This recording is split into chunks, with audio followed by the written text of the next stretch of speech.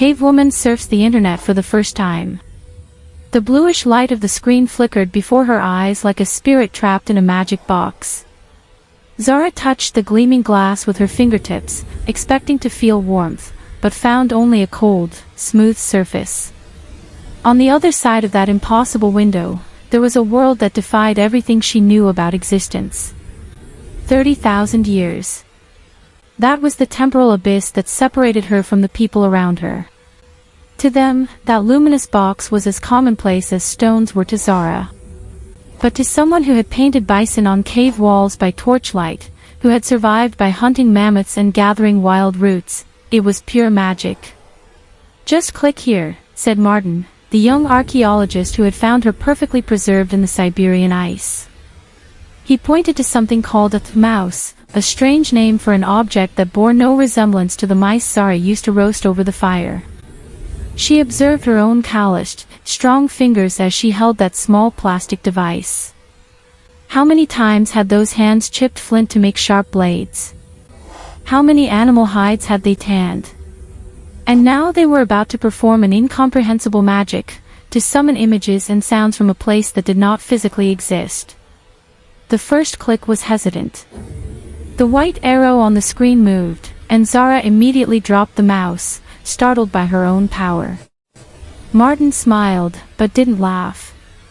He had learned to respect her astonishment, not to trivialize each monumental discovery she made several times a day.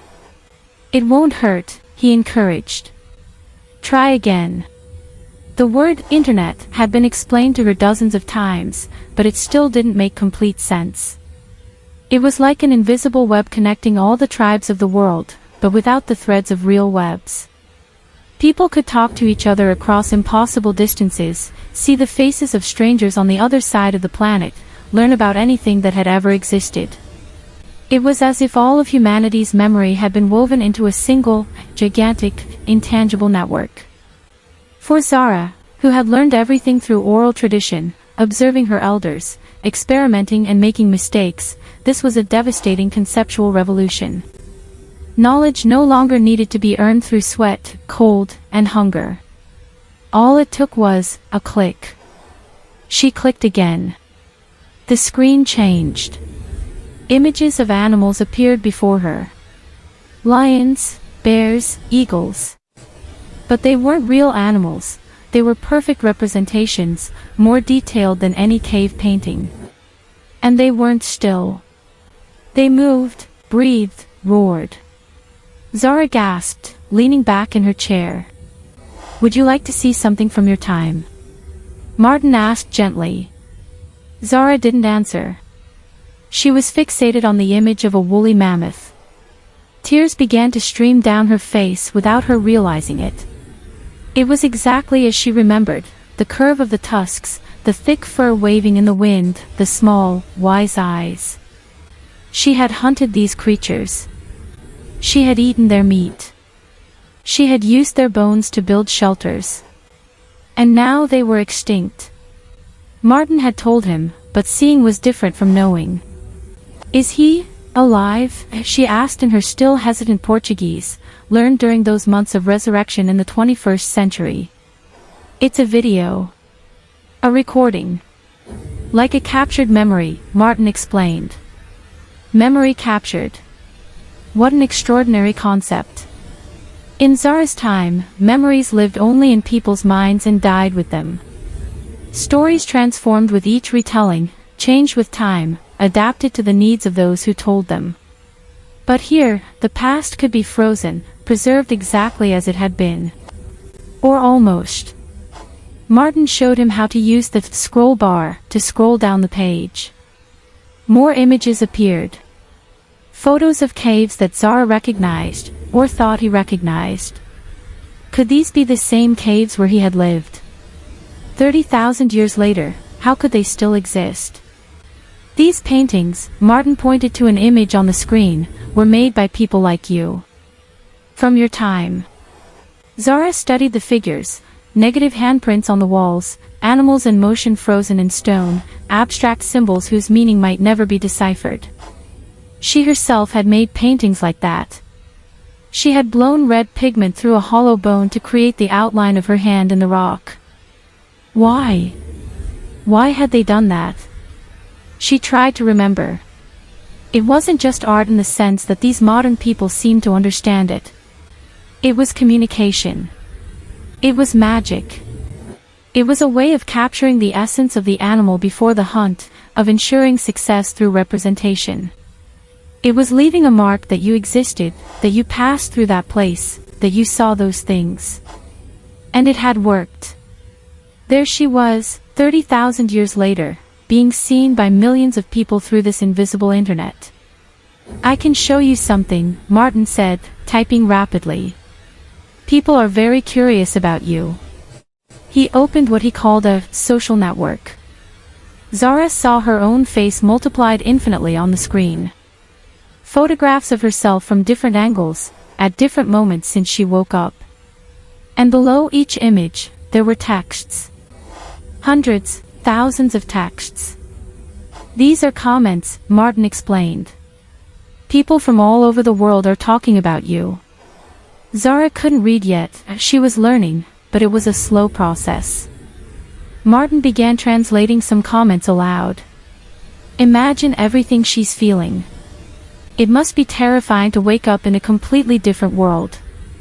She's beautiful. Look at the strength in her arms. Does she miss her family? The last sentence struck Zara like a spear in the chest. Yes. She missed him. She woke up every night haunted by the ghost of that absence. Her daughter, who was only 6 winters old when Zara fell into an ice crevasse during a snowstorm. Her companion, who had probably searched for her until exhaustion. Her tribe, her people, her stories. They had all been dead for longer than she could conceive. Many people care about you, Martin said softly, as if he could read her pain. But Zara wasn't sure if it was comforting or disturbing. All those people, looking at her through their own magic boxes, judging her, speculating about her, feeling sorry for her. She was a specimen. A curiosity. The woman from the distant past who had returned to haunt them with the reality of their own mortality. Can I see other places? Zara asked, pushing away the dark thoughts. Martin smiled. You can see the whole world. And he wasn't exaggerating. In the following minutes, Zara saw things that shattered and rebuilt her understanding of reality multiple times. She saw planet Earth from space, a blue and white sphere floating in the infinite darkness. Modern people knew that the Earth was round, that it revolved around the sun, that there were countless other planets and stars. For Zara, the sky had always been a mystery, inhabited by spirits and ancestors. Now it was just another physical place that people could visit. She saw cities. Structures of glass and metal that rose higher than mountains, housing more people than she had imagined existed in the entire world. Lights shining at night as if stars had fallen to earth. Rivers of metal where mechanical creatures moved swiftly, cars, Martin called them. She saw the ocean. She had never seen the ocean before. Her tribe had lived on the cold steppes of the interior, hunting reindeer and mammoths. The endless saltwater was something she had only heard stories about. Now she could see it in motion, waves breaking on the beach, gigantic creatures swimming in the depths. Is this all real? She asked, amazed. Yes. All real. And can people go to all these places? If they have the money and the time, yes. Money. Another concept that Zara was still processing. In her time, survival was the only currency. You hunted, gathered, and shared with the tribe. Work was collaborative and essential. Here, people worked to earn pieces of paper, or numbers on a screen, even more abstract, that they could exchange for food, shelter, experiences. It was, in a way, more efficient. But also more lonely. Martin showed him something called YouTube.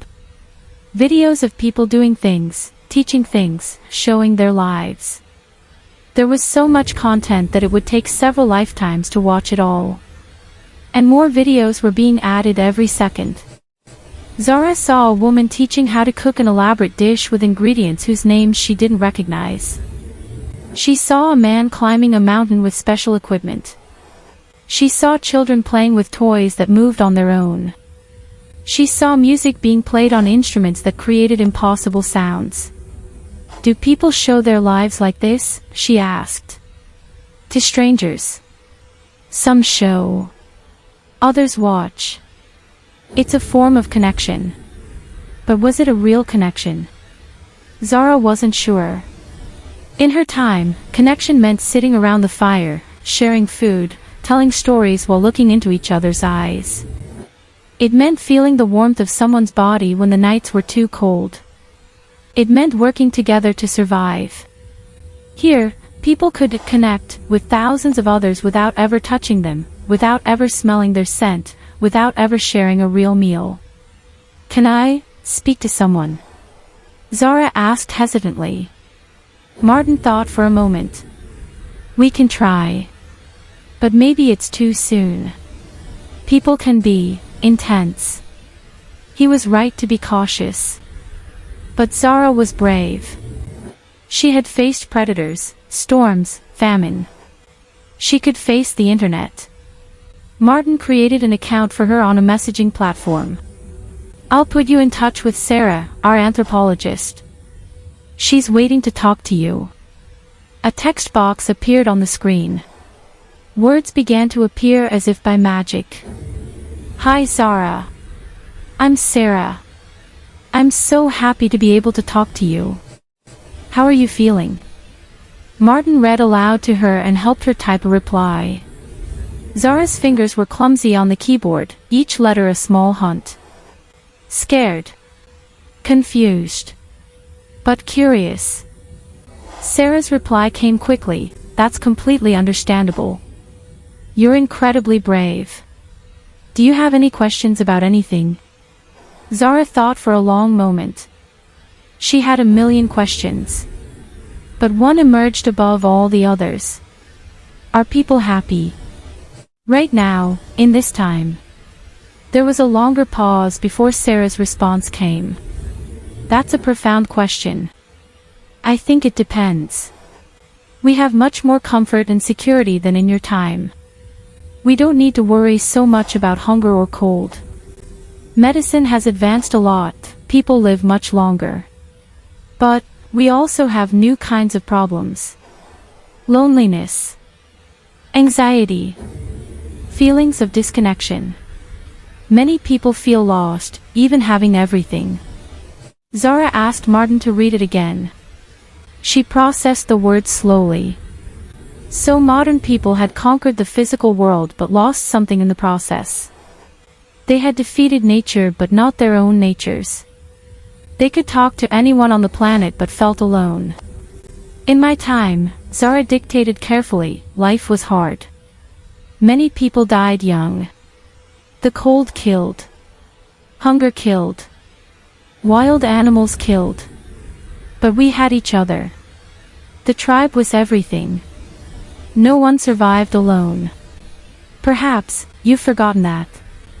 Sarah's response took even longer this time. I think you might be right. We have everything and nothing at the same time. Maybe you can teach us as much as we hope to teach you. Zara felt something strange at that moment. It wasn't just curiosity or fear. It was purpose. Perhaps she hadn't been preserved in the ice by chance. Perhaps there was a reason for her to be here, now, in this impossible time. Martin showed her more things in the following hours. Entire encyclopedias of knowledge about biology, history, physics, art. She saw digitally recreated dinosaurs, creatures that lived millions of years before herself. She saw distant galaxies captured by powerful telescopes. She saw human cells magnified thousands of times, revealing the microscopic complexity of life. All that knowledge, all that power of knowing, was right there, available with a few clicks. But Zara also saw the shadows. Martin reluctantly showed him the news. Wars were still happening, even with all that technology. People were still killing each other, although now they could do it on an unimaginable scale. Weapons that could destroy entire cities. Weapons that could end all life on the planet. She saw news reports about the changing climate, the earth warming because of human actions. The remaining animals were disappearing. Forests were being cut down. The oceans were full of trash. "You have so much power," Zara said, her voice thick with incomprehension. "Why do you use it to destroy?" Martin didn't have a good answer. Nobody did. Zara also saw darker things while browsing. Martin tried to protect her, but she was persistent. She saw people being cruel to each other in the comments. She saw misinformation spread like wildfire. She saw hatred, prejudice, fear disguised as opinion. The internet, she realized, was like nature. It had beauty and danger. It could nourish or kill. And like nature, it was indifferent to how it was used. "That's too much for one day," Martin finally said, seeing the exhaustion on Zara's face. "You need to rest." But Zara didn't want to stop. There was so much more to see, so much more to learn. Each click revealed entire universes of information. It was addictive in a way she hadn't expected. "Just a little more," she pleaded. Martin sighed but agreed. "What do you want to see?" Zara thought. "I want to see ordinary people. Not big cities or technology. Just people living." Martin searched and found personal blogs, family vlogs, documentaries about different cultures around the world. Zara saw a family in Japan eating dinner together, using chopsticks. She saw shepherds in Mongolia tending flocks on steppes that looked similar to those where she had grown up. She saw fishermen in the Philippines weaving nets as their ancestors had done. And he realized something fundamental: people hadn't changed that much after all. They still laughed. They still cried. They still loved their families. They still told stories. They still created art. They still looked at the sky and wondered about their place in the universe. Technology had changed everything and nothing at the same time. "Can I ask questions?" Zara said suddenly. "For the internet? Like this? You said there are answers for everything here. I want to ask about my daughter." Martin became serious. "Zara, you know we can't know exactly what happened to her." "I know. But I want to know if she lived. If she had a good life. If my tribe survived." Martin hesitated, then nodded. He typed in searches about the region where Zara had been found, about human groups from that time, about genetics and ancestry. The results were fragmented but revealing. DNA analyses showed that groups like Zara's had contributed to modern human populations. Their genetic lineage had not disappeared, it was diluted among millions of people alive today. "That means," Martin explained gently, "that your daughter probably survived and had her own children. And her children had children. And so on. Part of you is still alive today, in many different people." Tears streamed down Zara's face again. It was a strange but real comfort. She wasn't completely alone. Her blood, her essence, had crossed the abyss of time in a way she herself hadn't been able to until she was preserved in the ice. "I want to meet them," she said. "My descendants." "It would be difficult to determine exactly who," Martin said. "But technically, many people here could have his DNA." The idea was both wonderful and dizzying. Zara could have been talking to her own great-granddaughter from 1,000 generations ago and never known it. As the afternoon wore on, Zara continued exploring. She discovered music from all eras and places. She listened to a Beethoven symphony and felt emotions she couldn't describe. She listened to rock and roll and found the beat strangely similar to the tribal rhythms that danced around the fire. She listened to electronic music and was puzzled as to how sounds could be created without physical instruments. She saw art. Paintings by Renaissance masters that took her breath away. Sculptures that seemed about to come to life. Modern art that completely confused her. Why would anyone paint only colored rectangles? It's about expression, Martin explained. About emotion, not acting. Zara wasn't sure if she agreed, but she appreciated the idea. Perhaps art didn't always need to tell a story or capture a reality. Perhaps it could simply be feeling transformed into form. She also discovered maps.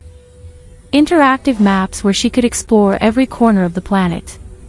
She saw her former homeland, now unrecognizable. The glaciers had receded. The landscape had changed. But there was something profoundly moving about being able to see from above the places where she had walked, hunted, and lived. "Can I see the cave where I was found?" she asked. Martin guided her to satellite images of the region. Zara studied the icy landscape, trying to get her bearings. It was there that her old life had ended and her impossible new life had begun. "Are you afraid?" Martin asked softly. "Of all of this?" Zara thought carefully before answering. "Fear, yes. But also, wonder. In my time, the world was small. We only knew what we could walk to. Some mountains, some rivers, some forests. We thought that perhaps there were other tribes beyond the horizon, but we didn't know. Now I know that there are billions of people. That the earth is vast but finite. That we are small but also part of something immense. And the internet. What do you think of it?" "It's like fire," Zara said after reflecting. "Fire can warm or burn. It can cook food or destroy forests. It's neither good nor bad, it's power. And power depends on who wields it." Martin smiled. "That might be the wisest analysis I've ever heard about the internet." As the sun began to set, something Zara could still only see through the window of that air-conditioned laboratory, she felt a deep fatigue setting in. It wasn't just physical tiredness. It was the exhaustion of having her mind expanded beyond all known limits. But before putting down the computer, she wanted to do one last thing. "Can I leave something here?" she asked. "For people to see." Martin was intrigued. "Like what?" "A message. For everyone who looks at me through these boxes. Who talks about me. Who wonders about me." Martin opened a new document. "Tell me what you want to write. I'll type it." Zara closed her eyes, gathering her thoughts. Then, slowly, she began to dictate. "My name is Zara. I lived a long time ago, in a world that no longer exists. Today I saw your world for the first time through this magical internet. I saw things I never imagined were possible. I saw enough knowledge to fill 1,000 lives. I saw beauty and also sadness. You have so much. You have food without having to hunt. You have strong shelter against the cold. You have medicine that cures diseases. You have this invisible web that connects you all. But I saw that many of you feel alone. Empty. Lost. In my time, we had little. Life was short and hard. But we had each other. We knew we depended on the tribe to survive. No one was useless. Everyone had value. The elders held wisdom. The young had strength. The children were the future. We worked together or died together. Perhaps you've forgotten this. With all this technology, perhaps you've forgotten that humans need each other. Not just through screens. But body, voice, touch, presence. Don't give up on what you have. It's extraordinary. But don't forget what my people knew. We are stronger together. We are more complete together. Technology is a tool, not a substitute for real connection. I am alone now. Everyone I loved has been dead for 30,000 years. But you don't have to be alone. You have billions of people around you. Use this internet to find them. But then turn off the magic box and be with them for real. This is my message. From someone from the distant past to the strange present, don't waste the miracle of being alive at the same time as others of your tribe. It's the greatest gift there is. When Martin finished typing and read it back to her, Zara nodded, satisfied. These were his words, his thoughts, his truth crossing the abyss of time. I'm going to post this, Martin said. It's going to spread quickly. To spread. Other people will share it. They will copy it and pass it on. Your words will travel across the internet like seeds in the wind. Zara liked that metaphor. Seeds in the wind. Perhaps some would fall on fertile ground. Perhaps some would take root. As Martin led her back to her room, a space they had tried to make comfortable but which would never be home, Zara thought about everything she had seen that day. The internet was a mirror. It reflected everything that humanity was, curious and cruel, creative and destructive, connected and lonely, wise and foolish. It was the latest tool in an unbroken line that had begun when an ancestor of humanity made the first stone tool. And like all tools, its value depended on its use. That night, Zara dreamed she was back in her cave. But this time, the walls weren't painted with animals. They were covered with billions of faces, all the humans alive in this strange present. And she was connected to all of them by invisible threads of light, pulsing with information and emotion.